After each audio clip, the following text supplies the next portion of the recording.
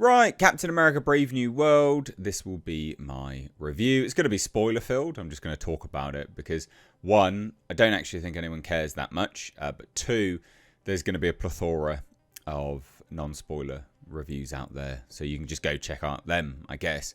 But I will say, and this is still non-spoilers, there's nothing really to spoil because the trailers spoiled it all. Yeah, basically. Anyway, hit subscribe if you're new here. And especially hit subscribe for those returning viewers. So I've just got back. I've just this second got back from watching this movie. I was surprised to see my movie theatre generally quite full, actually. Not super full. I didn't have to book or anything. But full enough for me to be a bit like, aha, I am surprised. I am surprised. So maybe this movie will do well this weekend. But I actually don't think so, genuinely. And I could be wrong. I've been wrong before. This movie's not very good. You can definitely tell and see where it's been hacked apart. Where it's been reshot, edited. It's kind of all over the place. Genuinely kind of all over the place.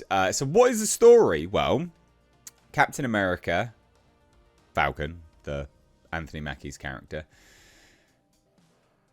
is trying to work with Thaddeus Ross, who's played by Harrison Ford this time around, because of course, we sadly lost the actor. And they're all being played by the leader. And the big reveal, which was spoiled in the trailers, is that Ross is the Red Hulk. Whereas they played the whole movie as if no one knew.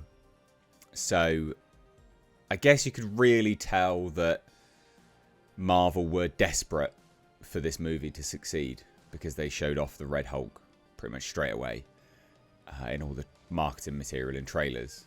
Whereas if you're watching the film and you didn't know he was in it, I don't think you'd be surprised, but I think you'd be a bit like, oh okay, they're doing this, you know? This movie is weirdly a sequel to The Incredible Hulk. And I do think that is weird. It is weird that they're looking to tie up all of those loose ends, and they're treating them like loose ends, whereas they didn't actually have to spend any time addressing any of it, but they do, and it's kind of treated almost like key plot points, but not. It's really bizarre. This movie is a mess, like it's a disjointed mess. There's the Israeli Black Widow that's in this. You can half see a costume. So presumably they've chopped out a bunch of footage where she was in a costume. Because she's randomly wearing some like costume underneath some clothes at one point. And then the next is gone. That's kind of how much of a mess this movie is. And it really is a mess. Like, this belongs on TV. The action is so lackluster. For a Captain America movie, the action is incredibly lackluster. And boring. And no action should be boring in any action film. Certainly not a Captain America movie. That actually takes me on to one of my first key points. It doesn't open... The title card doesn't say Captain America. It just says Brave New World, which is weird. It's very weird. But yeah, so what is the story? Okay, Celestial, because it's a sequel to the Eternals. The Celestial is Tiamat is out of the ocean still. They finally thought, shit, Marvel, we need to address this. And they've discovered adamantium. They make a point of saying it's stronger than vibranium and not controlled by an isolationist civilization. But they make a key point to say it's stronger than vibranium, which I thought was funny. Vibranium they sort of invented because they couldn't use adamantium. So that was quite comical. So they've discovered that. All nations are looking to claim it. India, Paris, Japan, and America. Those are the nations that are trying to claim it. They've got to strike a peace treaty, a treaty that they can all control it and they can all ship it off around the world to benefit everyone. The leader is manipulating everyone and trying to reveal that Ross is the Red Hulk because he betrayed him. Now, what happened was Ross scooted the leader off to some military base. I'm going to make this sound way better than it is, by the way, because it's actually really shit. He scooted him off to some military base and made him work for him. He made the leader work for Ross, developing stuff, and he gave him more gamma radiation. Side note, the leader looks atrocious, like actually atrocious. Loads of people were like, well, they can't do the big head. Yeah, they 100% they could have done the big head. It would have looked way better than what we got in this movie. He had one gammy eye and half of it, like, not even his brain was out. It was just like ripples of what would be a brain. And it just looked like he was diseased, and it looked like he had a bit of liver failure because he looked a bit yellowy at some points rather than green. It's dog shit design, okay? It's shit. But anyway, whatever. So he makes the leader do some work for him. At one point, Ross is dying. So he's like, look, my heart's given out. Leader, can you help me? We learn this in exposition, obviously. And the leader's like, yeah, certainly, buddy. I can fix you. And I'll help you win the presidency if you set me free. And Ross is like, yeah, sure, mate, no worries. Just fix me. So they do, and that's the deal that's struck. And Ross reneges on that deal, obviously, because you can't let the leader go. But the leader being such an infant, I guess he did sort of see it coming, didn't he? Anyway, he then seeks revenge. And it's just a weird little grudge match that he's got with Ross. He wants to show the world who Ross actually is, which is the Red Hulk. It's like, yeah, but you made him the Red Hulk. So, you're just a self-fulfilling prophecy, aren't you, dumbass? And that is culminating in that. They try to play it up like political intrigue. Oh, there's like, oh, espionage. Oh, what's going on? Giancarlo Esposito is good in it, but he's barely in it. He plays Sidewinder. He is genuinely barely in the movie.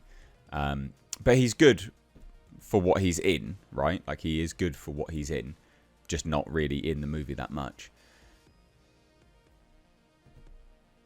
Yeah, it was really shit.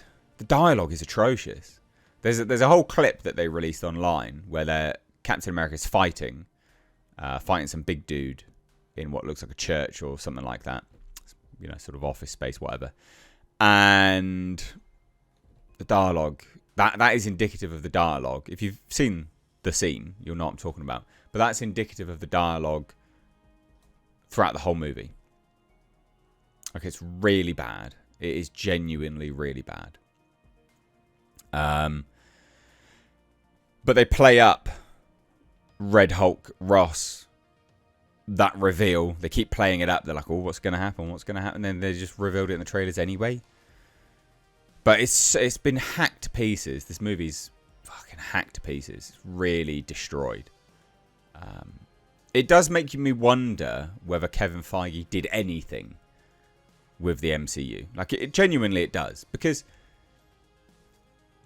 like, how can you fall so bad?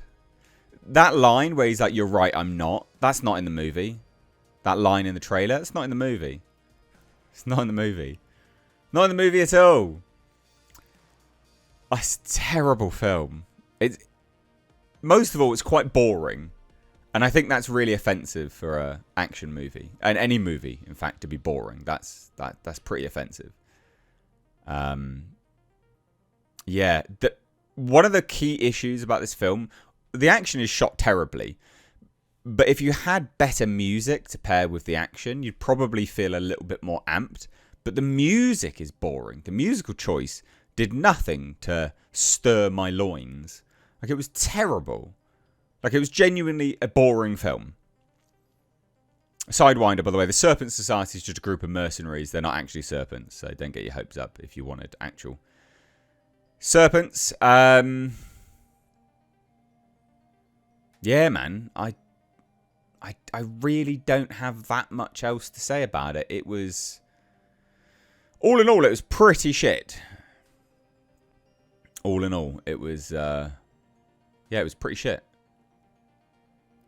Which, again, is... like, that's pretty bad for Captain America. That's bad, isn't it? It's bad. It's boring. Boring and bad. I think this movie will struggle because I think most people will watch it. Not many people are excited for it anyway. And then most people will watch it and then it'll get bad reviews.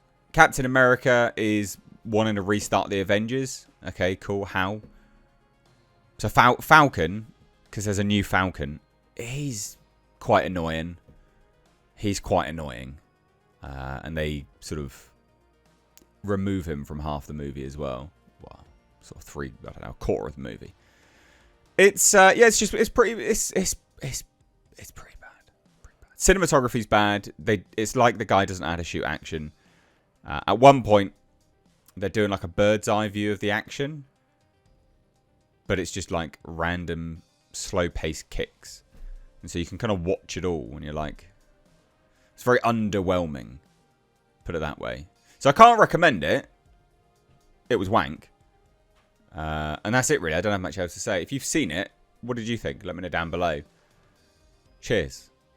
Bye now.